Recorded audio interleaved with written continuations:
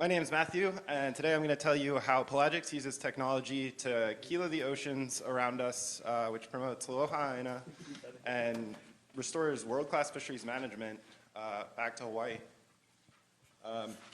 So Pelagix was founded during the Purple Prize Connection phase, and I just want to take a second to really thank the Purple Prize Ohana. I spent 707 days at sea learning exactly what I need to know to be here before you today about fishing. When you spend that much time at sea, you lose your family, your friends, your mind.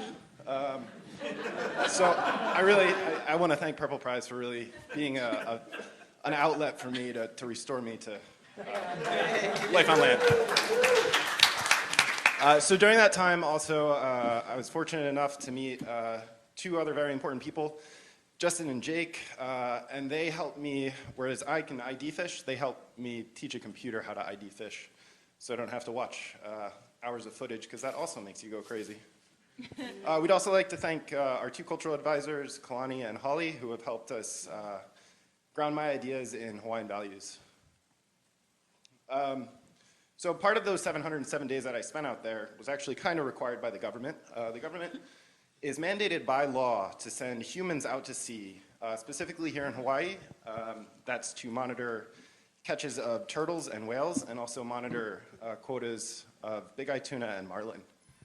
That observer program began here in 1992, and it covers about 25% of the fleets, or the fishing boats that leave this port. Costs $6.8 million a year, and just this last Tuesday, a boat with an observer burnt down to the water. Everybody got off the boat, thankfully, so the Observer 6 crew were rescued, but it's incidents like that that in 2015, the government started to look towards alternative methods to sending observers out to sea. And they actually spent about $1 million researching it here specifically, and I've been the lead of that project since 2017. So instead of sending a human out to sea, Pelagix really uses cameras and a computer. Basically, we record fishing activity out at sea, and we use machine learning algorithms to count fish, to classify them, and then transmit that data for real-time fisheries management back to shore. This industry is absolutely growing. Two other NOAA regions have already mandated that EM become a monitoring program, and then eight countries in the Pacific have already promised by 2023 to have electronic monitoring programs in their countries. The Nature Conservancy recently put out a publication that said in the next 10 years, this field will grow by 20 times, which is just enormous. You're talking about 7,000 boats that all need a system mandated by the government. We're lucky here. You would think that fishermen don't like cameras on their boats, but we're really lucky here. Our fishing industry has already agreed to put 50 of our systems on the fleet. So we're kind of we're halfway there already. So Pelagix is kind of a two-time winner. So to the boat, our cameras allow the boat to market their fish as sustainably caught with no slave labor, and they're completely monitored. So in the auction here, their fish are worth more. So the vessel pays us a service to maintain their system and to give them their data for the traceability aspect. And then even bigger, we do data as a service to the government. So the data that we're collecting for the fishermen, we're already watching that footage or having machine learning watch that footage. We give those summary data reports to the government, similarly to the observer program. And we expect that the contracts there will be similar to that $6.8 million a year contract for those data as a service. So we're looking to raise $250,000, and that will allow us to set up that first data stream I mentioned. So if we have 100 systems, just based on those 100 systems and those vessels paying our subscription fee for maintenance and data storage, that allows Pelagix to be a viable business on its own. And then in a couple of years, when the government opens up the bids to those, the solicitations, or calls for solicitations for data as a service, that will be our secondary revenue stream.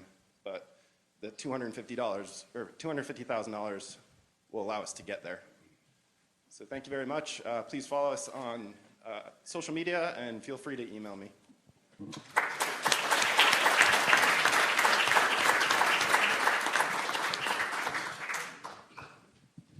Mahalo nui. Okay, judges. Can you explain the impact? Is it that like less people have to go out to sea and lose their family and friends, or is there a better monitoring? What do you see the overall impact as? Yeah, so it's mostly efficiency. Even without machine learning, this technology allows us in this fishery specifically to cover 100% of the fishery, which is 27 people. Right now, it takes 60 people to cover 25% of the industry or the fishing. So it's just this massive fishery, and then yeah, it doesn't matter if you get angry at a camera, can't starve it, can't throw it overboard. So there's a safety aspect there too. So better efficiency means better overall data in terms of what's happening in the sea. Is that? Yeah, more and better data. So Okay. we're on every single boat instead of just 25% of them. Okay. And so you mentioned that the EM field is growing rapidly. Can you tell us a little bit about the competitive landscape and how they price it? And then the second thing that you mentioned was that, you know, when fleets use this, their fish gets a better price in the market because the tracking. Does this mean that you're going to make our spicy ahi poke more expensive? Unfortunately, yeah, but that's what's needed. So Pelagix is the only company that focuses on the industry value added first. And that's how we get market share. So there are other EM companies that only focus on government contracts. And those companies, the boats kind of look at them and say, that's Big Brother on my boat. Whereas we approach vessels and we say, hey, we can make your fish worth more. That's a very attractive thing to a vessel. So they choose to put our systems on the boat instead of somebody else's. And if we get that entire market share, those 100 systems or 145, there's 145 vessels here.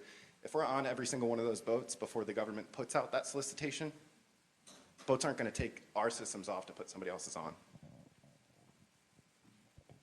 So, I mean, exactly how big is this market? I'm pretty familiar with NIMS. We used to, my old job when I worked for the Navy, and we were responsible for all the at-sea environmental activities. And we used to fund quite a bit of these studies because NIMS's data was, they don't have as much money as the Navy. Right. So, but I mean, how big is this market?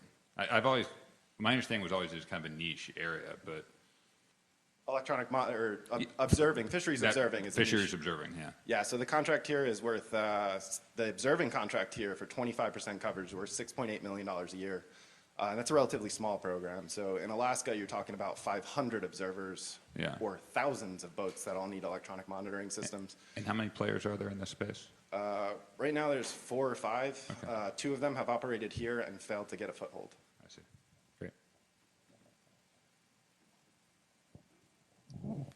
Yes. Just to clarify, are you already on boats? So Pelagix is on 1 boat. But I'm also in charge of 16 systems right now for the government that Pelagix can actually load our software once the government stops taking care of those systems. And since we have time, there's one category called uniquely Hawaiian. What makes your company uniquely Hawaiian? I guess so. In the history, like I said in the beginning, the fisheries management history in Hawaii is just insane. You know, the fish ponds, everything used to be just sustainable, and it didn't take from the ocean. And we've lost track of that. We let the government come in and tell us how to fish. And I think that was a mistake. You can see in other fisheries, it didn't go well.